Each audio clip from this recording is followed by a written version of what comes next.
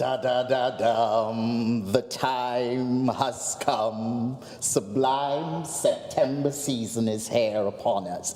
And as we've said earlier, we've combined London and New York, and then next week we're going to do Milan, then Paris. What we've done this season is we are going to be reviewing the shows post-show, whereas in the past we've done them live. We'd like to thank Samson, of course, for providing us with the tech today. That's hopefully you're seeing something that's quite remarkable and enjoying it. Of course, as usual, I have some amazing guests with a very diverse point of view.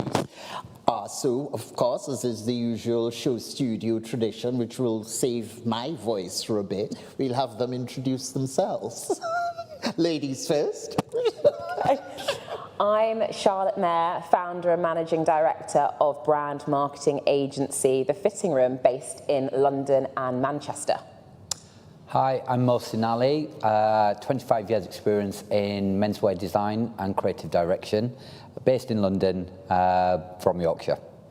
Hi, I'm Brett Staniland. I'm a model and writer with a focus on sustainability in fashion. Okay, let's kick it off. So, London and New York both had a rebrand. Do we think it was successful, the rebranding, and can you tell the differences between past seasons and this one? Charlotte, with you again.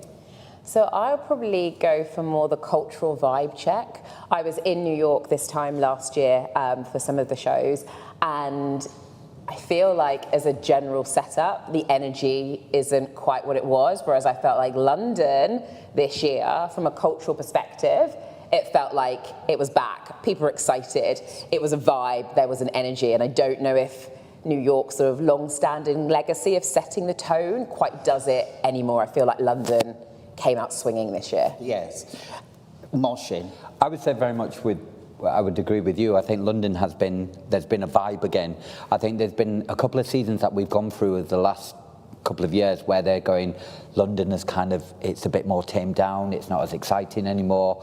And in terms of New York, I've always found this with New York. I feel like New York, it sets the tone for fashion weeks, but does it set the tone for fashion? Like, I think it's really beautifully done, it's curated. I think we can go back to the 90s with the Calvins and the Ralph Lauren, amazing clothes, amazing catwalks, but just, it doesn't fill the vibe. I think London has, especially this season.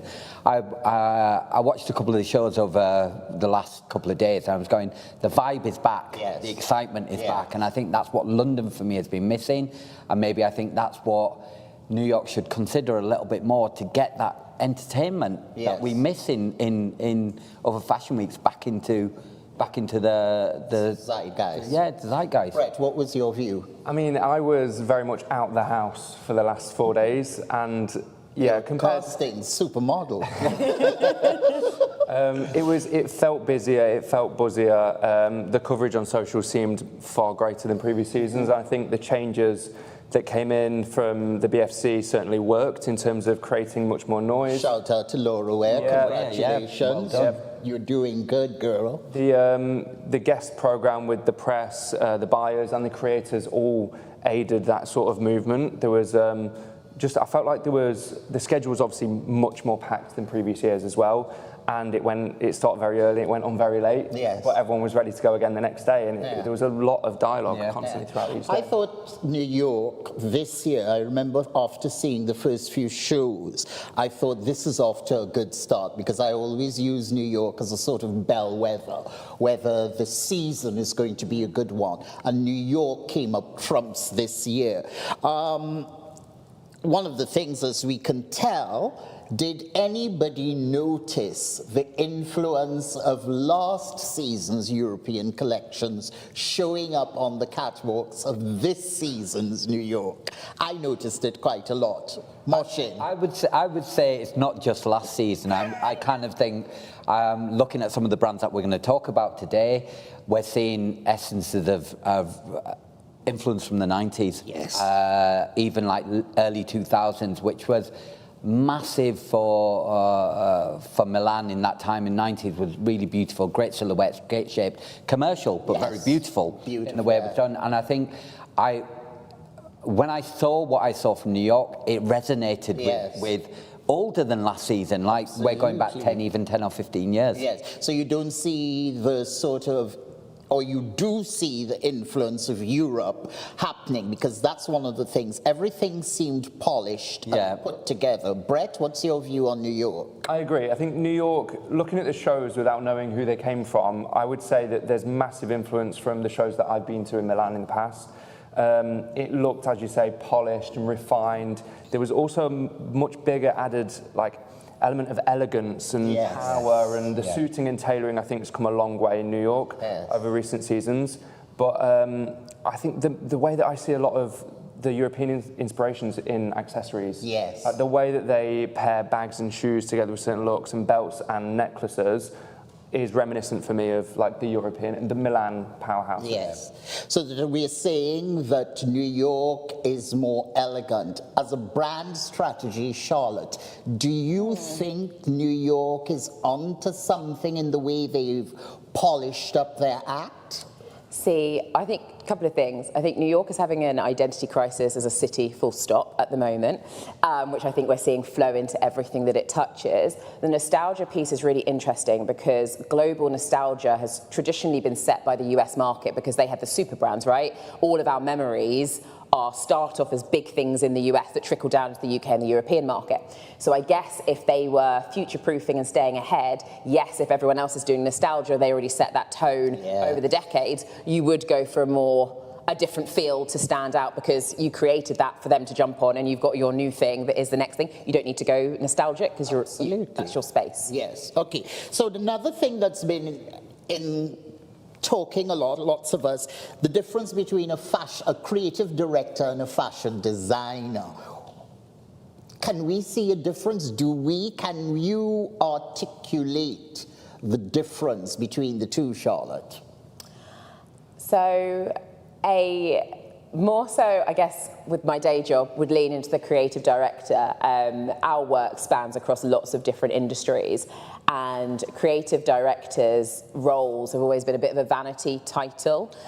Whereas I think with a fashion designer, you are, just from who my younger sister is, you are driving forward something, you're bringing your vision to life. Whereas a creative director is obviously taking lots of subsets and trying to make it make sense into something specific. Yeah. So I think in commercial terms, a creative director is the segue between thought and delivery. And a fashion designer is the person that creates the thought, right? They set the thread. Mohsin, you've been working in that space. I've been working in that space. I think there's these tiers. We have creative director, and for one of the most important roles is the design director.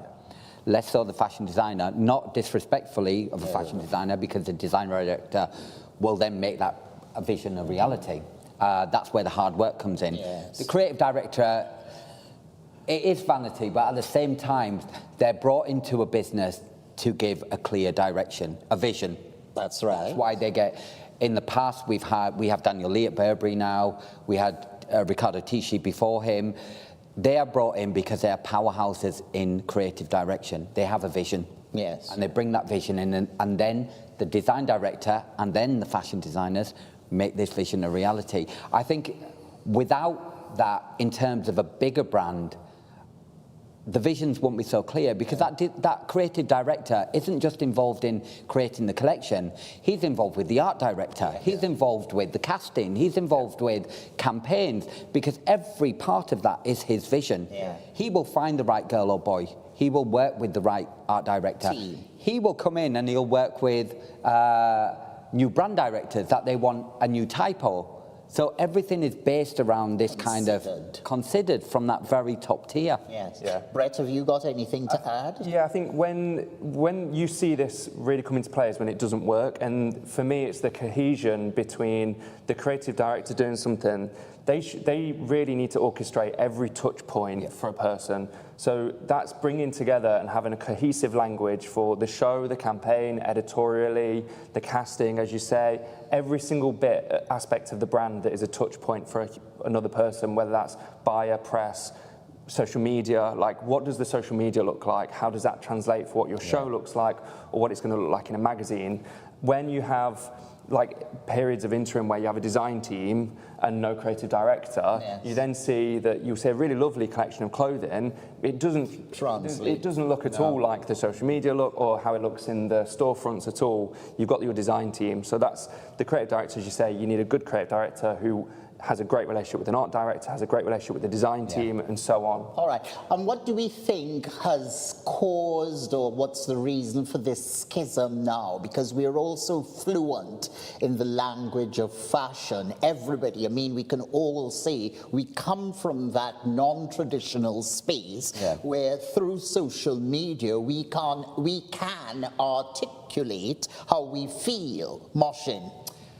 I think you talk about social media. I think we are very influenced now by social media. I think before this, I felt we were more confident and we were a little bit more rebellious in the way we thought, and your language was more thought-provoking, where I feel like at the minute where we look at so much and we are influenced by so much because subliminally, your brain thinks that's the right thing to be talking about. Whereas I feel like there's a bit of it where I've always, it makes me feel very old, but I missed that time. And I think, I hope it's okay to mention, like someone like The Row, for me is brilliant because they will just cut out phones. No phones. And go, no phones.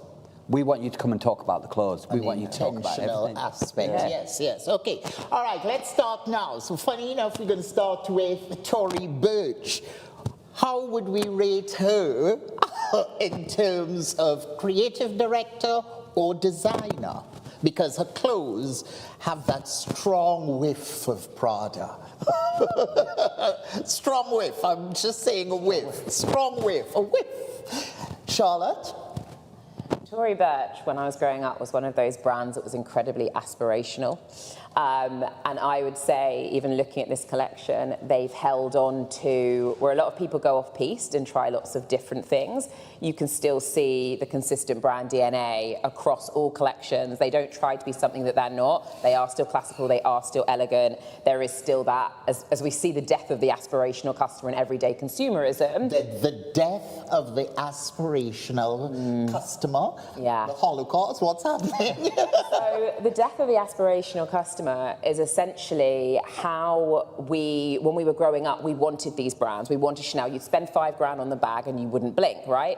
But now we're living in a world where the little treats economy has taken over. So you're no longer spending £5 on the bag, you'll spend £100 on the perfume and you'll buy a dupe of the bag. It's an exchange, because what luxe used to be, people have got a little bit of shame of spending like that in the current economy. Whereas I think everything here has still got that twinge of aspirational, but it doesn't feel too much. Yes, it's not avant-garde. Exactly that. Yes, right in the middle. Mohsin, what were your favourite bits? Do you have favourite? I'm going to say I was actually shocked because I sat there. A lot of the time you look at shows and you look at 3 looks and you're like, not for me. Not for me. And I was like, I started to look at the show and then I'm sat there going, Tory Burch was the middle of the row handbag brand. Yes, and also very successful handbag. Was it her husband who's had experience? I think it was. I think it's been a massive influx. I think her coming back in and maybe kind of. I think there's a mixture of things with this collection. She's now the creative director. She's taken back that role. Yes. Beautiful silhouettes. Yes. I thought very resonate with European brands like Miu Miu. Yes. Prada. I thought it was a really lovely base colour palette. Yes. Even there was bits of it that I was looking at and went, this is like sports match. Yes. It's like all sports match as well. But I think in general, there was like, hats off whoever styled it. I think it was really good casting. The really beautiful pin details with these amazing pleated collars. The knitwear reminded me of like a really elegant John Smedley. Yes. There was really amazing kind of features, and the silhouettes and the hip line on the skirts. I was pleasantly surprised. Yes. And I think that's what was the nicest thing about this collection. Brett? Like stylistically, looking at this collection, I think it does something that's really rare and hard to achieve, which is satisfy like the capital F fashion commentators, all of us online who deeply know all the references in the business, whilst also being commercially very palatable as well. Yes. A lot of people sit at home and think this is a beautiful pastel blue polo shirt, which I could wear with some jeans or with a suede brown skirt. The palette was quite interesting. We were talking about this. It's quite an autumnal palette. Yes. And a very modest collection. Do we think the muted palette has to do something with the dullness and the heaviness of the times in which we live? Yes, I think so. I think it's quite, as we were saying, it's a modest, I think the whole season was quite modest for a spring-summer collection. But I think a lot of them, again, are looking towards the European brands who have kind of booked the business trends and have been able to turn a profit recently, which are craft, elegant, classic sort of branding. And this kind of tied into that. Obviously, there's the really heavy Miu Miu coding, but it's not too avant-garde, as you said. It's not like got the boxer shorts or like the very ripped torsos. It's just very clean and wearable. So is she giving us like, I mean, I hope we remember Geoffrey Bean, a genius American designer. Do you think she is returning to that space of a casual elegance, perhaps? I think casual elegance, sorry Charlotte, casual elegance is like a key word with this. I think we're in a bit of a turbulent time as well, so brands of this size, we're talking a billion-dollar brand. Yes. They will be looking at this and going, how much of this collection is sellable? Yeah. How do we look at this and still make this very beautiful, but it appeals to a bigger market? Absolutely. And I think when you look at this collection, you're going, 95% of that is commercial, wearable, affordable product for that tier of customer. Fine. Okay, moving on. There she is. Oh, we've done that geniusly. As Tory comes out to give her bow, we're moving on. Yes, we salute her. So we can say, if I may be so bold to say, that Tory Burch was serene this season, but not slumbering. Yeah. All right, we're on to Coach now. Now, Coach, of course, has been around for quite some time. Bonnie Cashin was the person back in the 60s who came and invented this term, American sportswear. And we've had, who's it? Coach? Stuart Vevers. Stuart Vevers, and still Keith there. We were talking Design, about the longevity of designers. He's been there. Bonnie Cashin, I kind of think, after Woodstock, she came in and saw this is what needs to happen for American fashion. How do we feel about Coach? Can I say one thing? You may. Coach's trouser game this season has killed it. Yeah, absolutely. I thought so too. Unbelievable trousers. I put that down in my thing, yep. I think Brett is right. This kind of idea of really building your luxury accessories in with the collection. Yes. Every look you look at, there's an amazing bag. There's loads of the beautiful little lanyards. I think their invite was a silver envelope that they sent out, which was beautiful again. But I think, again, it's like really elegant. For me, it's very New York. Yes. It feels New York. This is it. I think what I have found is that the cities are more confident in who they are. This is what I found quite wonderful about New York. It looked like a New York designer. Yep. We caught whiffs of European designers, the influence, but all in all, Coach particularly felt like an urban New York thing. Then do you think that's down to the fact that we have an English creative director with an English head of That's one of the things I am thinking New York is benefiting from, the churn of designers who've had experience in European houses. Charlotte, Coach, Behemoth, they do something like 4.4 billion. Yes. Yes, so they're huge. Coach was my first sort of designer bag, if you will, back in the day. Yeah. And they definitely went through a period where they fell off. This actually made me think a little bit of an elevated All Saints. Yeah, That makes that's what sense. I thought If All as Saints well. went a bit luxe, a bit mystery. This is it perfectly personified. That's, Yes, you know, the rips, the is, trousers, yeah. all of it felt like that. Yes. It felt very, like that feels like classic All Saints. Absolutely, but That's All what I Saints thought. were looking at Rick Owens. They were trying to be they Rick were Owens for too many, much. He many years. boiled the jackets pretty much the way Rick did. Go ahead, yes, continue.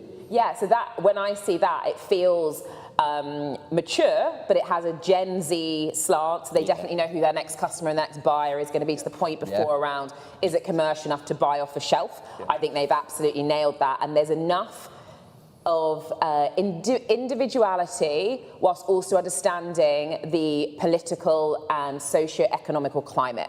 Is what I would say is chef's kiss on this. I hope you all realize the level of intellect you're getting here today. Okay. Brett. As you said, even looking at the models, they're the people I expected to see in the windows of an All Saints back in the day. But I think, again, they've benefited from someone being able to stand on the outside and look at New York and go, this is what New York is. Like, Coach is the New York young professional. And going from, like, the people who admired it when they were a bit too young and didn't have any jobs or any money, to look at it eventually when they get their first job, their first accessible luxury purchase would be a Coach item. Yes. This, as you say, the entry point. Yeah, the cropped leather, the cropped suede, the cropped denim jackets are perfect. And they've got just the right amount of experimentation to look like a high fashion show, which would also, and I look at this and think loads of this could make it into the stores. Yeah, I love the trouser details that they've got.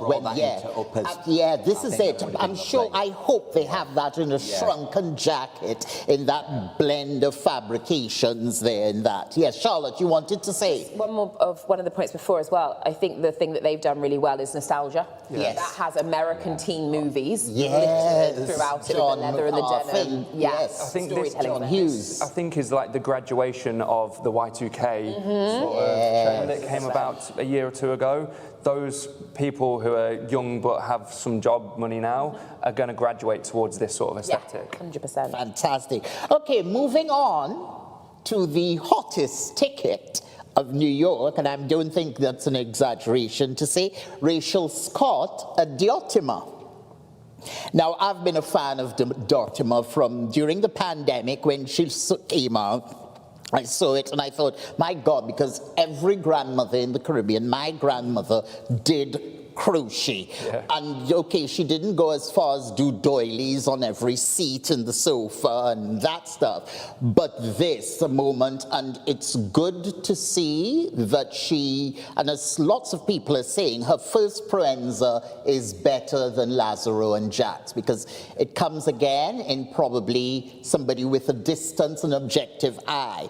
Who wants to start off on Dotima? The ingenue of the season. I think this is like amazing. I think Rachel Scott is extremely talented. Yeah. Her eye to detail with craft, like her craftsmanship is absolutely immaculate. Yes. The story though that also goes along with this collection is perfectly translated for me in this collection.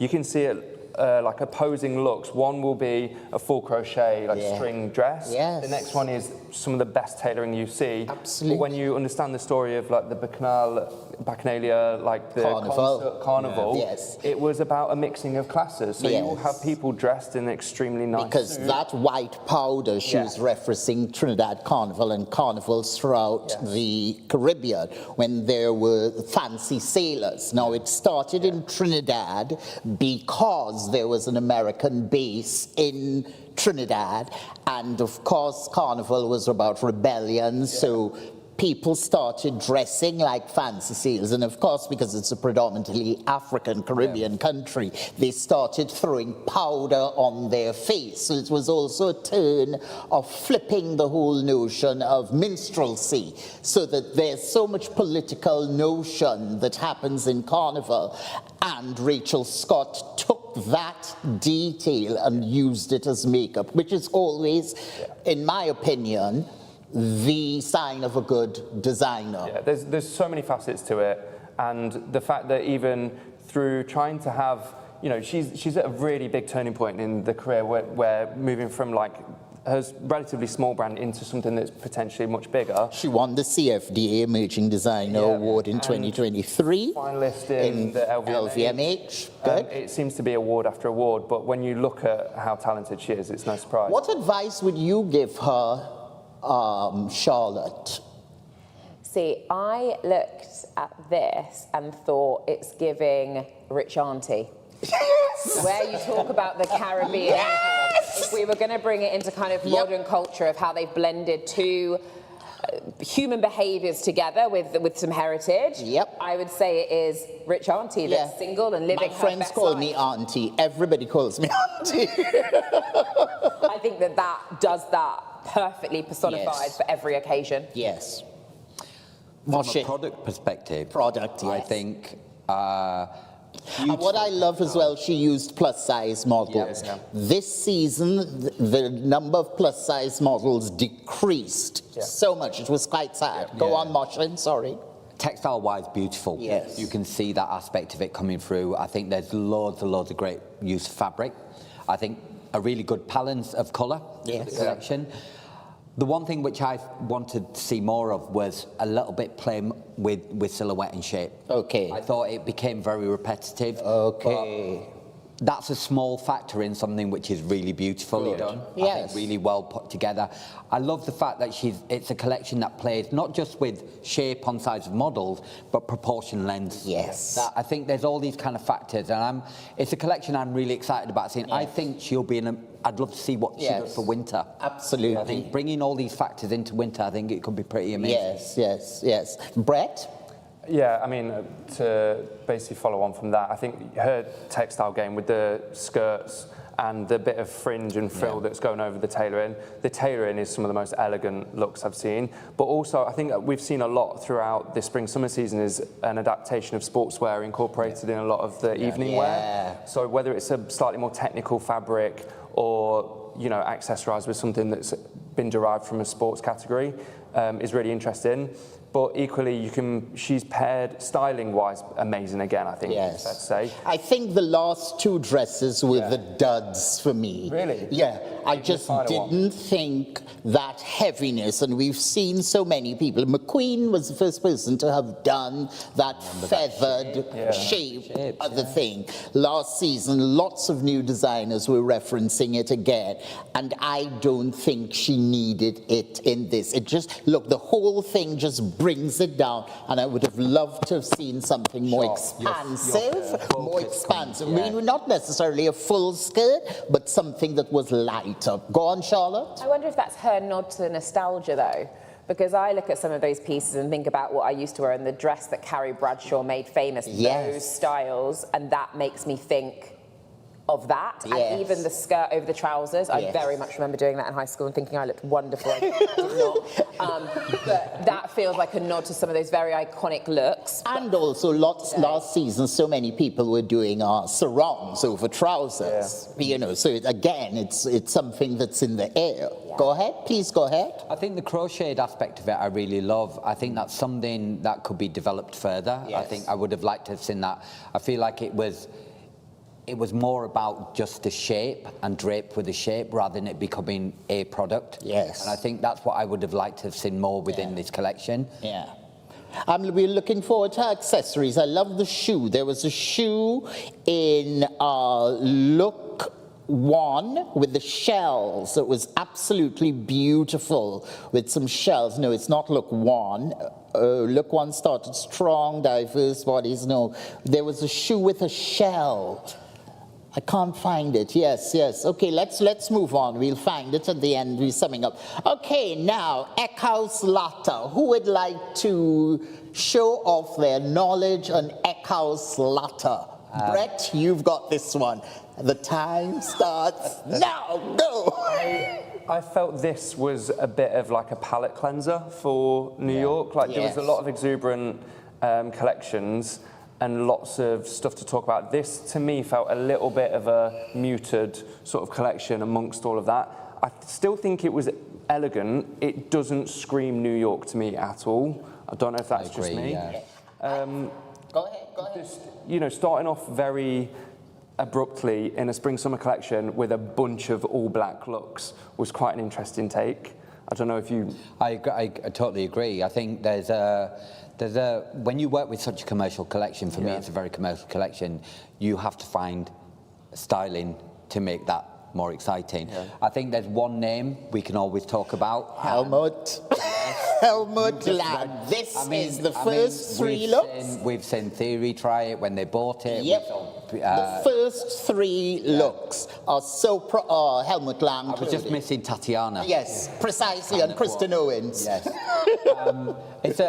I think in terms of commercial product, I think it just looks great, but it just doesn't feel like it's anything. It feels like I would just want to go to a showroom and look at this on a rail. Okay. It doesn't feel like it's not enough soul, you're saying. No, not enough soul. I mean, even with Lang, like Lang in the 90s, I remember going to the shows in the 90s, and it was something else. It was like the castings, everything that kind of went about it. Yeah. But there's nothing provocative about this collection that you want to talk about. No. And that's what I feel like. So do you think that if you had to give them a note was to develop their own signature? Because I think this was a sharp turn from what they've been used to doing. So what would be your note to them? I think find something that, what defines Ecos Latta? What defines you as a brand? And I think that's when you start to look at when you look at brands over the last 10 years, yes, you find whether it's a silhouette, whether it's a detail aspect of it, what is it about it that makes it amazing? It's like, I'm looking at a collection here where if I broke it down, I would see Glenn Martin's Y Project. Exactly. I would see Helmut Lang. I would see, it just feels like it's a real kind of, or Diesel, exactly. It's like a real mismatch of ideas. Yeah. Commercially, it will sell. I feel like they'd have benefited from some more archaic avant-garde looks, dispersing that to tell a story. Yeah. Like, all these looks could potentially end up in the shop and would sell, but it doesn't make us excited about fashion or excited about the clothing. Now, this is something that I have been wondering about, the term avant-garde. Do we think we need avant-garde fashion pretty much the way the Japanese introduced avant-garde in the 80s during that tumultuous time, Charlotte? See, this, I think you're being a bit unfair. Okay, this good. makes me think of a slightly rebellious Gap. A slightly rebellious Gap, but that's a low bar. That's a low bar. No. Okay. No. Not, again, it depends in which era you're going to look at fashion. Yes. And the role that it plays in society now. Yes. Because actually, if you wanted to be a little bit everyday with simple pieces that feel a little bit edgier and a little bit cooler, this is what that does for the person that isn't a fashion girly and just wants to try something a little bit more. So if we're asking designers to create for the dream world and the aspirational world, that's just not the climate that we operate in. If we're asking them to give people a little elevated something, then that's what I think they've got in here for the people that are trying things and exploring, as opposed to top-to-toe fashion people. But then we are going to be asking, they will be asking aspirational prices for this. 100%. And that's the thing, isn't it? It's like, that's the other side, right? That's the balance of the intersection of commercial. It is, I think, I wanted more from them. Yes, we wanted more. I think when you say, everyone can say, I wanted more from them. But I think in terms of a catwalk, I know they haven't. It looks like it's a lookbook. It's shot as a lookbook. If you'd have said this is potentially like Cars or Arquette, I might have been able to read like a little bit, maybe a little bit slightly different stylistically, but that's the kind of same energy it gave. It was also quite skinny. Yes. The casting was very skinny and very slim. I love the accessories. The shoes I was referring to, I mixed them up. Their shoes are in look 3. That shoe that the woman is wearing with the that's good. Nice. I thought their accessories gave. Now, one of the things I thought was quite interesting in New York, lots of people had really interesting accessories. Anybody remembers or wants to shout out for a particular accessory I think I really like the lanyards at Coach. Okay. I thought they were really lovely. I think it's like, Charlotte, we talked about accessibility into a brand. Like, not everybody could go out and buy the jacket, but they want an association with the brand. We find that a lot now. It's like people want association with the brand. They can't go out and buy what we would now look at what Demna is doing at Gucci and go, well, I don't have that money, but I could have an affiliation or an association with a brand which makes me part of that community. Every fashion brand needs a subculture now. Yes. Whether that be in accessories, beauty, whatever, perfumes, it needs a number 2 to grow its tribe, fundamentally the ecosystem. Why do you think that is? Because people can't afford to shop like this, the everyday consumer, and again, to the death of the aspirational customer, we also have the squashing of the middle class, which is significant. And the death of diffusion lines. Yes. They've completely gone now. I think one thing that Coach has, which is a really interesting segment, is Coachtopia, which is, yes, a more their sustainable angle on Coach, but it's also at a slightly lower price point too, so you can kind of graduate again from there. One thing about the Tory Burch collection too, is that those lanyards kind of remind me of that boho chic sort of Chloe aspect as well. And again, going from last season's New York into this season, that was kind of a nice sort of, you know, the percolating trends have kind of just gone on a little step further, and now in a slightly more elegant, more refined way, and less shaggy, I guess. My favorite item from House Latt this season was the denim in look 26. I want those now. Yeah, there we are. Oh my God. Oh my God. Cool. Yeah. Okay, moving quickly along. We've still got London. Damn. Colleen Strad. What did we think of Colleen Strad? It started in LA. They use a lot of upcycled stuff, dead stock. They go to Cantamo Market in Ghana. What are we thinking? I've been to Cantamanto Market in Ghana and Accra. I think she does an extremely good job of translating the current climate that we live in a way that makes us all reflect in a very real and serious way, whilst also empowering us and being excited about fashion. The last show she had like grimacing models, and it was like reflective of the climate crisis and how we're all just supposed to smile and get on with it, you know, big faces, let's all crack on.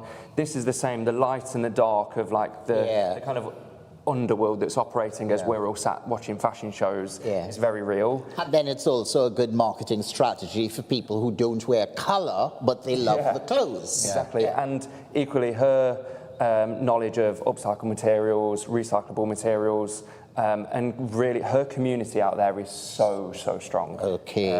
And they love everything that goes on with it. And a lot of it's nice for me, I think, to see a show that has equal communities that are capital F high fashion, and also an activist community too, that will only wear things that matter and mean something and are extremely intentional customers. I think they've even said they've got people coming into their store now. I think they've opened one store, and they're buying high ticket prices very intentionally. Like they've kept their eye on it for a long time. Now's the time to, you know, make that purchase and keep it forever. Fashion with a social conscience. Exactly, and I think, you know, they do a brilliant job. Charlotte, of satisfying anything all of that. to add to Colleen?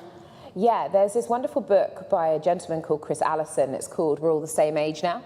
And it basically looks at, as humans, the things that connect us rather than separate us. So it's your value system, basically. So where people used to have demographics that were stereotypical, it's now based on belief systems as opposed to those things. And I think that this does that perfectly. So actually, I have got budget, but I do care about sustainability. Exactly. Whereas it used to be you're burning your bra and with a placard if you were an activist, and if you were doing Lux, you were doing Lux. Whereas actually this sits perfectly at the intersection of showing that people can be more than what they used to be 20 years ago in fashion. You can care and still have the budget. So there's a new world brewing there. Absolutely. Now, we're going to go on to area. And again, we were talking about New York designers having worked in Europe. We have Nicholas Arberne, who worked at Balenciaga Couture. Now, in this, there was some divine, interesting looks, 18, 19, looks 5, 6, 8, 10, and 13. Look at the way he tied those trousers. Anybody wants to start? Brett, you start now on this. No, Brett, I love this collection. This was one of my favourite from New York. Why was it? I think it was brave. It was like, no shit's given, Beverly. And I think you feel that Europeanness about it. I think that look 6 with the Chicago Bulls kind of drapery I thought was really lovely. It was quite fresh, like the use of different types of kind of textiles and manipulations in the collection. When it first opened and I saw the first look, I was like, is it just another one narrow silhouette, bit black. But then as it went on, the one thing that I really liked about it, it was like this transcend going upwards and upwards and upwards, and then louder and louder. and that monochromatic section, like 2/3 of the way in, was really strong. I really liked it. I think it was hard. It was kind of great silhouette. Like you can see like a real kind of mixture and depth of fabrics in there. The casting again was great. It felt brave and young. Like it looked like a designer who's going, I'm doing what I want to do. I'm not being dictated to by what I need to sell. Absolutely. I need to look at. And then last 5 dresses. Yeah, Balenciaga Couture. But also the 33, 38 and 13. That was lovely. I don't know what you guys think, but them last 5 reminded me of London. Yeah. It reminded me of that buzz of London about it. So I really love this collection. Charlotte? Yeah, I like this. It is that perfect blend of nostalgia and European, but I also think for women, of everything that's going on in the world right now, there is a real layer of empowerment in that. Come as you are. Yes. Like, we're messy, we're eclectic. This is all of that put together in a look. Yep. Which, again, I think is quite representative of. Brett, any last words before we switch back? I think traditionally they struggled with making clothes basically that you would only go out at night in, and they spoke about this in their show notes that they need to make clothes for the daytime. I think they translated you look at the final kind of dresses that came through at the end, which were just showstoppers, but you still get that sort of language in more modest looks throughout the middle of the collection too. I think the denim is super, super nice, and the way that it's styled around the mid, you expose some skin, which is actually nice as well. Elongates the body as well. Elongates the silhouette, super, super beautiful. And even like a funnel neck, I mean, this is something we wouldn't really associate with spring-summer clothing, but we might have to get used to. This is it, the climate change, exactly. This is it. Seasonal clothing now. It's no longer, really that we travel the world so much with fossil fuels so that, something could work. Anyway, now we're going to jet off from New York. We're on Concorde, we're landing in London. And the first show we are talking about is Burberry. Now, Burberry has Christopher Bailey's Ghost stalking Horse Ferry, the headquarters, and no designer as yet, including Daniel Lee, who we love, is able to get a hold on it. What would you say to Daniel? Brett? I think as a concept, it was a well-executed concept. When you read what Daniel Lee's show notes say about this was muddy floor, cloudy skies, it was a festival in the 60s. The first person I saw on social media was Twiggy. I know who Twiggy is, but I'm not sure Burberry's new customers will. It was very much that, very on the nose. I think for me, it was kind of what I was talking about earlier. I would been really impressed with Burberry's social media strategy of recent. I think the people they've included in their campaigns are brilliant. It's got a very rude British sense of humour now. The videos on YouTube of someone making a cup of tea is so British. We all like that and enjoy that, and I think that travels really well because people in Asia who have that's a big bulk of Burberry's clientele as well will look at that and admire the Britishness. I felt what they're creatively directing in that aspect was disconnected to what we've just seen in this show. That would be my main takeaway, I think. It was extremely skinny. It wasn't kind of craft-oriented or, heritage-oriented, but it was... Did it feel Burberry, or are we still, because of the lack of beauty, as André Leon said, André Leon Talley said, there's a dearth of beauty here. Do we think it's the reason why people on the blogosphere, in the realms in which we all are craving Christopher Bailey's 2013 collection? Charlotte?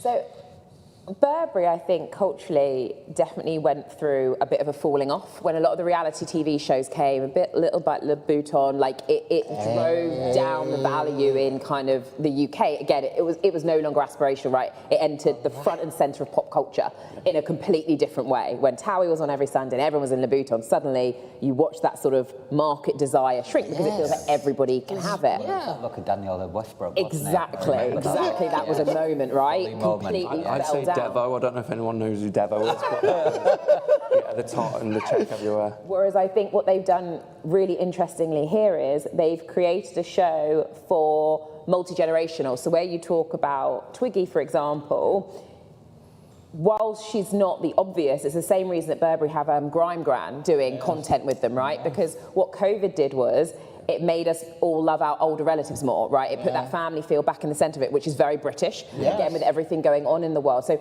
and then obviously having that sort of festival, we all know you go to Glastonbury, you get rained on, it's muddy, it's all of those things. I think there's quite a lot of storytelling within this, but quite safely, if that makes sense. But also they do something different. They bring the hype. Yes. They bring the hype It's a surrounding tentpole, it. yeah. It's more than just a show. They're going to bring headlines. They're going to get the people there. More. I feel it was style of substance as a collection. I think the storytelling is amazing, as Brett was saying. When you look at their campaigns and you look at the advertising, etc., there's a sense of humour. You could kind of look at like someone like Martin Parr getting involved in doing these amazing campaigns with them. Yes. I think as a collection, I feel like it's such a change from last season's silhouette. And I think you're also looking at this and it's going to be a massive change in customer. Absolutely. I think we kind of go back to, like, I know now no longer we don't have the separation between Prosom and mainline Burberry. We can go back as far as Stefano Pilati before when Prosom was first around. So, and then Christopher just changed everything, created this amazing, made Burberry real again, away from just the house check. But what's quite interesting, I think I read quite recently about the new CEO saying that they need to reintroduce the house check because it's the house check that brings them Cash. the revenue into it. I think there's a massive part within here. It's like, actually, is it the creative direction or is it the design direction? Well, I mean, it seems as though there's gossip going around that Hedy Slimane may enter the picture, and of course we know it's a small industry. So Daniel Lee thought, well, let me show them I can do a skinny silhouette. Exactly, but then it's not your natural state. Go back to your natural state. That's exactly that word. It's like, actually, are the feathers being cut? Or is this about actually, no, you can't be real to you? Because when I loved what Daniel Lee did at Bottega. Every season was like, it was new, it was fresh, it was amazing. Like, there was a sense of humour about it. And I'm like, where is that? Where's that? He should bring that team that he had from Bottega over to Burberry. I mean, me as a menswear designer, I'd love to do the men's. I think it would be an amazing thing to do. But I think one last thing, what I loved about what Daniel Lee did at Bottega was he took the weave and made the weave. Absolutely, intricate. And I think that's what there's a part of it where I'm like, there was elements of it last season and the season before, and I feel like I want that. I want your amazingness to come back into the Burberry. Brett, anything more we can say on Burberry and Daniel? And give him time. Give him time. I think the one thing, all of us sat here, like, we all love Burberry and want Burberry to be great. That's why we all care so much. And I think, as I said earlier to you guys, when Burberry does well, the rest of the other brands in Britain do well. The Barbers, the Belstaff, Mulberry, I think, are right on the cusp of their kind of little moment as well. So I think that all trickles down from Burberry. I'm interested to see what might happen in the next season. This, again, was super skinny. The hems were super high, especially in the men's. There was one really nice men's tailoring look. I think it was a brown suit. And I looked at it and thought, beautiful, really long line jacket, 2x6. But then I think I would struggle to wear that. Even this is it. Somebody, that's right. I'm on the short end of a model, and even me putting that on, I think it might squash me out. I mean, something nobody's doing. Nobody's doing a really nice cropped trench coat. A cropped trench coat. And I know somebody with my height, I have to wear either fully long or crop. These, you know, so that things, so that, you know, we wish Daniel good luck. And we will now move on to the show that made our London Fashion Week. Naomi Campbell, who walked, she was in tears because it was so beautiful, darling. It was so beautiful, it brought me to tears. The Lara DeCoteau. Yes. So I read an article. Go on. Quite recently. They're comparing her to Lee McQueen. Yeah, well, I mean, we have, because I think we've all got short memories, and because we need something, I don't understand why people can't stand on their own, why there is always this compare and contrast. I try myself to do that. Let the man rest in peace, right? And let somebody else. We don't know what her references were, but yes, we can, but no, I will not saddle her with that. There's always label. the next Viv, Dame Vivienne. Exactly. There's always the next. It's always the next. It's always the next. Name. Let the bloody designers be who they are, which is the Lara DeCoteau. So go on, Charlotte, your views on a woman's. She designs for women. Women love her clothes because they are empowering. She bought most of her accessories in the Turkish market. What were your impressions on it? It's like medieval meets Gossip Girl, if that makes sense. Goth. She's a goth girl. Okay, goth girl. Goth girl. All the goths, you know, the fashion goths were at the show. There's quite a few looks in there that made me think of Paris Hilton and Nicole Richie back in the day.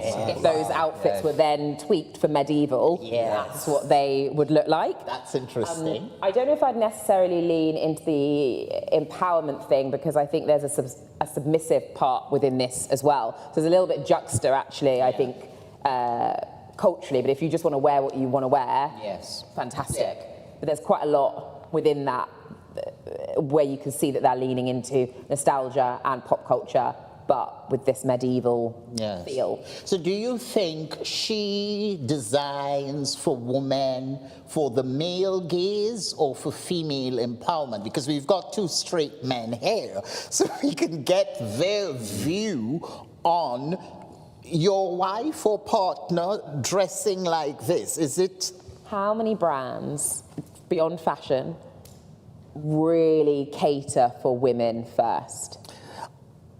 Roxanda. Okay. Roxanda. As a general rule, it is the male gaze first and then the women second. And then we went through an era of boxing up that very nicely by calling it empowerment. But actually it was still cated for the male gaze, because patriarchy is still ruling. Processes, Mohsin, too quiet. We don't like you when you're quiet. Oh, don't say that.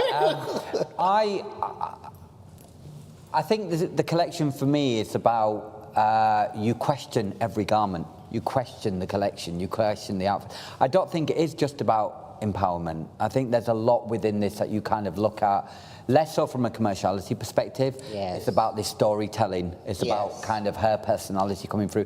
I mean, in the references, she speaks about being influenced by sex, by fetishism, etc. And you see all of them elements coming through into the collection. Is it for the male gaze or is it for empowering women? I kind of think it's just about empowering her. I don't look at it and go, well, it's really empowering the women. It's making me question the collection more than it actually saying it's empowering this person that's wearing it. Do you feel excluded? Is that why you are? I don't. I think all hats off. If that's stylistically, that's what a woman wants to wear. I think it's amazing. I think it's very theatrical. I think there's a part of it where you're like, oh, actually, I kind of see that aspect of it being very theatrical, and we're not theatrical, or is it theatrical and avant-garde? I see avant-garde very differently. I see like Rick Owens as avant-garde. Right. When you break Rick Owens' collection down, there's a sense of commerciality about it. Very simplicity as well. But I think with this, there's like, it's very theatrical. It's in that sense. I mean, I was very privileged.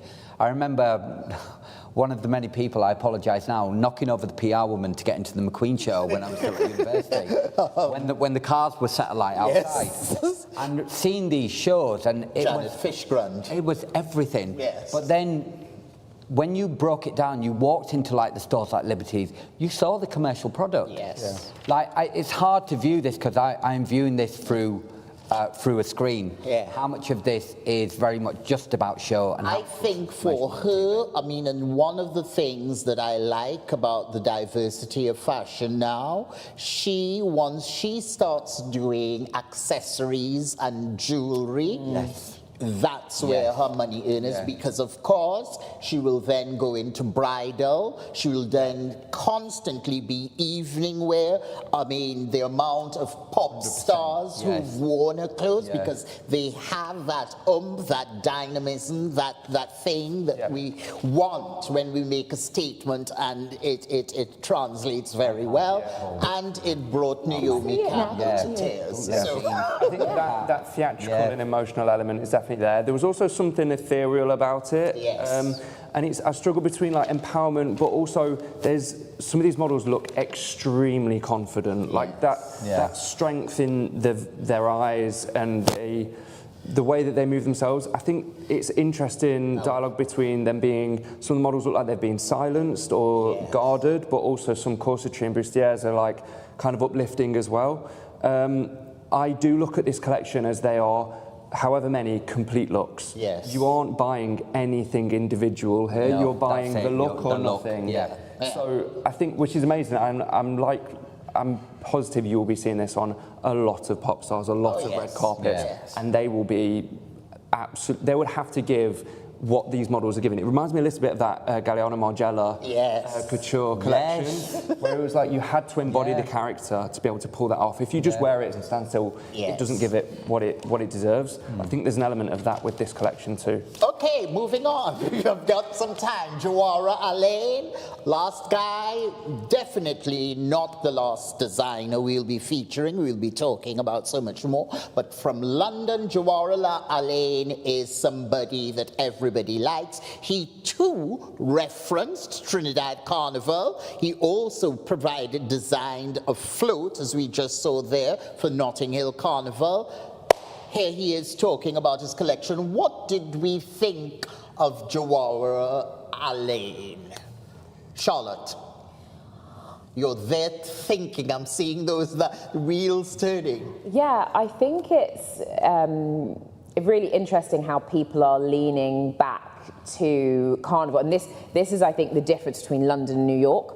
This is London knowing its roots and understanding its heritage and the Windrush generation, all those things, and also understanding what's going on with our carnival in this country and the value that it has. And I think this is like flavour, right? It's coming with a little something. And that's the thing that I think where I was saying about New York not having the same hype. It was missing that seasoning. Yeah, and that foundation of knowing who you are. When I say the identity crisis, we're very clear and we're turning up, a bit like Skepta show, right? Turning up as is, everyone knows what that is. So I really love, in a time where, I don't know if I should say this on a live, in a time where people are being told to F off back to where they came from, people are reminding people where they came from. It's the place that you book for your summer holiday, hun. Like, there's an irony within that of bringing that to these shores right now. Absolutely. It's more than fashion. It's what fashion used to be, right? Rebellious, it's standing for something. So I think there's a lot within that represents more than just the clothes. Now, he started off, his clothes are, let's say, for want of a better term, incredibly deconstructed, minimal, but they're high on impact for clubbing. What's your view on it, Mohsin? I think Charlotte has nailed it for me. I think when you look at it from overall about the brand, I think Charlotte is I couldn't have put it better myself. In terms of product-wise, I feel it's very unfinished. I feel, I'm not saying this in a disrespectful way, I feel like it's a Graduate Fashion Week collection. And it has elements. I feel like someone like this is very young, very new, could do with mentorship or some kind of a really good stylist coming in and working with them to just develop the collection a little bit more. But then, I think this is his third year in showing. Don't you value, this is what people have always loved about London, this raw talent. I love that. I do love that. But I think 3 years in, it's like, why? You have to always look at this from I always look at this from a reality perspective as well. Is 3 years in, you either create what you're doing and continue doing that, and you build a brand into collaborations. Yes. And we've seen that happen with many brands out there Absolutely. where, as a brand, they make no money. Yeah. And I think you use a showcase to build influence, to get amazing people behind it, to build collabs. And I think if the strategy is that, I think it's an amazing strategy to go with. Yes. And I think that's where I was looking at. I feel like from a collection perspective... Or are we too old to appreciate it? I was going to say there is an element of raw authenticity in that, of not looking for perfection. And actually, we're now living in the era of personal branding and showing your journey, living your build out loud. So if you can look at that and go 3 years on, how is he only here? That's part of the story. Yes. It's a different... Yes, he's taking his time. Yeah. I know you came through Fashionista, I believe. Yeah. And in this collection is there's a Converse collab, which they've done for some footwear. I can see both sides of this. I think Jawara Alain's collections are raw, it's culture, community, and I think at a time where everyone's telling you to dial it back, create classic, brown, tailoring, like reserved clothing, this is that rawness and expression and exuberance, and it's like, this is what we wear all the time for years. This is culture, it's who his family are, it's who he is, and it's who his group of community that he's built in London is as well. It's kind of nice to have something on this. I did the run of London fashion shows yesterday, and I went from Ashish, which was amazing. Like, it was an absolute party, similar colour palette to this, to an Anushka, which was dialed down, reserved, tonal. Yes. These are kind of nice to have in a world that we live in right now. Compare and contrast. It's almost rebellious as well, which I do love enjoy. it. I think I love that the aura of it and the identity of it. I think when you break it down from a collection perspective, I just feel like it's a little bit kind of unfinished. It's like what would be amazing if, like Ashish, if there was a show with the clothes rather than just a walk. Then you've got a real party. You have this Something situation like that where it's like, you want to walk out there and go, man, I'm hyped. That was amazing. You've got the right music, everything that goes You with want it. the situation that goes with the clothes. Yes, you want the lifestyle brought to the fore a bit more. All right, so that's us. We've got some questions now. Thank you for sending in your questions. We look forward to answering so much more. Hope you've enjoyed this. And can we have our first question, please? What's the incentive for brands to stay in New York and London? Great question. What's the incentive to stay in New York or London? Because so many people, of course, decamp to Paris, where all the buyers go. Charlotte, what would you do to ensure that designers stay in London? I mean, Laura Ware's thing of waiving fees for new designers, that's one way, but ultimately she has to bring in the buyers, which is what Burberry tends to do, and it comes back to your statement that Burberry is the tent pole, and when Burberry succeeds, Barber, all the other brands come into play. What would you do, Charlotte? So fashion to me has always been one of those industries, and maybe it's, again, having a sister working in it, that's always been quite inaccessible. I think with the next generation coming through, they're going to make it more accessible. Yes. I think we're going to see a greater rise in the fringe events, where we were just talking about that designer. If that designer had done that as a rave, right, and invited the coolest influencers and the up and coming, that would have had a different feel. So I think that there is a handing over of the guard a little bit from some of the legacy to the new world, and actually evolving, because Fashion Week has followed the same set for decades. But I would also love to see the Asian market come in. They are ahead of us in technology, innovation, everything, and they have also some of the biggest buying power. So I've never quite understood why they don't have their own big thing, because they set the trends now. K-pop, like it's a different world that we live in. So yeah, I think making it more, not accessible in the DEI way, accessible in like getting what fashion stands for now, not what it did 20 years ago. Okay, Mohsin, anything to add? I remember when they started the men's show in London, and there was a lot of talk about it. It was at the start of Fashion Week.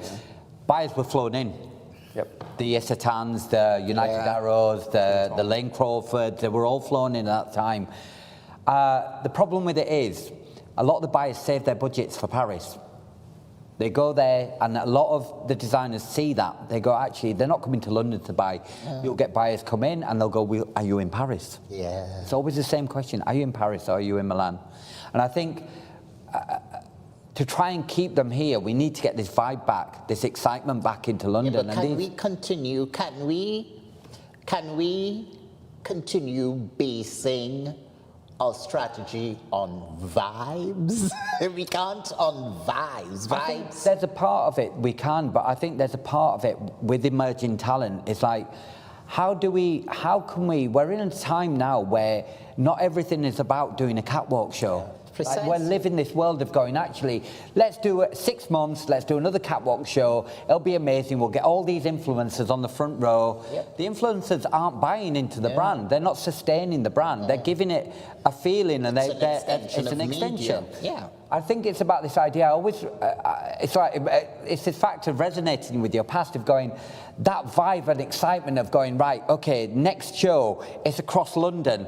That excitement of seeing these buyers, and there's an excitement about all of that. But it's not just about a catwalk show. It's an amazing presentation. It's like a dinner. So I think it's about working with brands now, with younger brands, of going, why don't you bring your own ideas and your influence, and we can try and help you make that happen. Yes. And I think once we get that and more get collaborative get the cycle working, and they will come. It's like the build it and they'll come.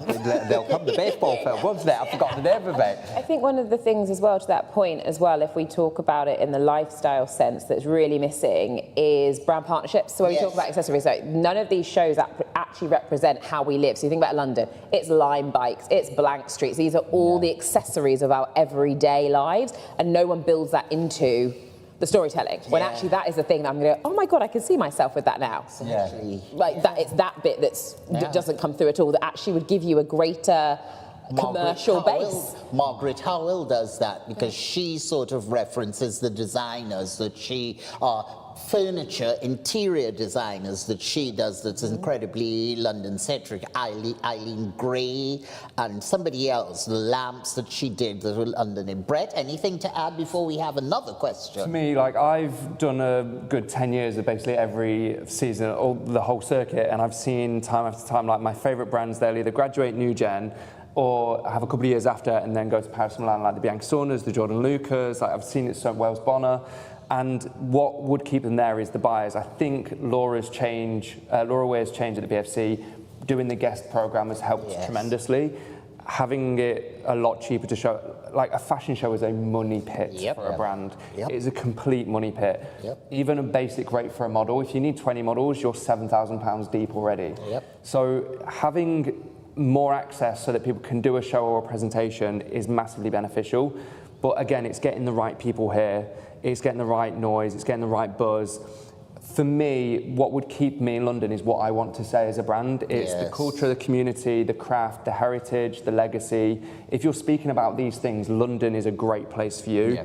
And it depends ultimately who your customer is, yes, but how do you communicate that to the rest of the world? Because going to Paris or going to Milan won't necessarily give you any better access to an Asian customer, but having something that ties into a conversation which is admired by that aspect of the world will.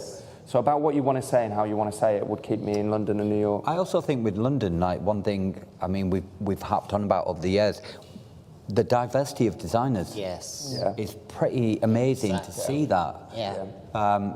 I think that in itself is something that we push a lot through the BFC, but I feel like we need to be pushing more black designers, more South Asian designers, like just really kind of tapping the whole of England. That's the storytelling piece, right? If you think about when the South Asian community migrated to the UK, they sort of made the corner shop, they elevated the corner shop, and that's what I mean, like, it's that bit, that bit of grit that's missing, if that makes sense. That actually represents the integrity of the culture, and it's just the diverse aspects of culture that we who live here can recognize and celebrate. I think that's what you're saying. All right, hope that question was answered to your liking. Can we have another question? Do we have time? 1 minute, oh my God, that time flew by. Leading on from that, should designers cater to the image of what Fashion Week should look like in their city or challenge it with their vision? Oh wow, did we get all of that? I would say never conform. Yep, I You agree. just get lost. If you conform continually, you get lost. And I know there's pressure on designers to subscribe to a system where it's like you have to be creative now, you have to do a show now, you have to sell now. If you keep going, you'll either get burnt out, you'll lack creativity, it ebbs and flows. Do things in the way that best serve you. And that's where you'll get your best output. I think one of my favourite who has never conformed is Walter van Beirendonk. Yeah, absolutely.